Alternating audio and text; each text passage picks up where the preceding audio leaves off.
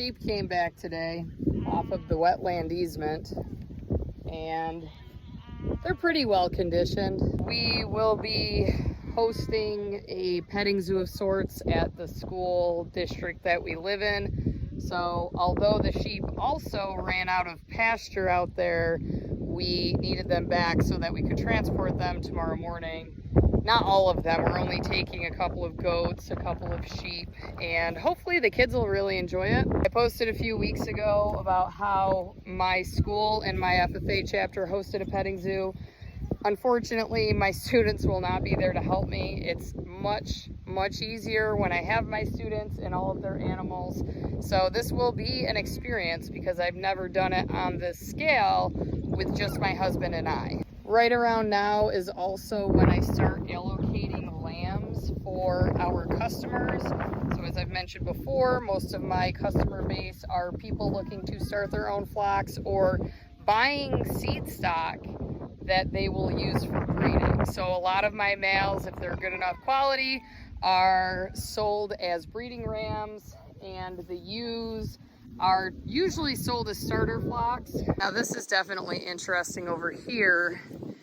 These goats are eating the pricker weeds, whatever those are. I think it's a type of nettle, but they are consuming that, so that's kind of cool. The sheep usually keeps their distance from that. Most of them have shed out their coat. I've discussed before about hair sheep, and I absolutely love my hair sheep. Every single one of these animals will shed out. The only exception being my wool sheep.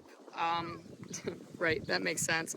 I have 2 East Frisian dairy sheep that do not shed out, and I took them to school a couple of weeks ago, and I spent the day shearing them. Here's Daffy right here. You can see she's very clean shed. This is a yearling. She's getting pretty close. A lot of these adults are already shedding out of their coat. Iris might be able to use some help, but she won't let me help her. Come here, honey. Oh, doesn't that feel good? Let me scratch you. If anyone is looking for a goat or a couple of goats, we do have some commercial unregistered Nigerian dwarf goats that we are looking to rehome, this being one of them. She has successfully had and raised babies before, and I have a doeling that is a 1.5 years old who has not been bred yet. That doeling is a beauty though. She's got blue eyes. Her other horn is in the process of falling off. I really had hoped it would fall off by now. Right, pretty girl?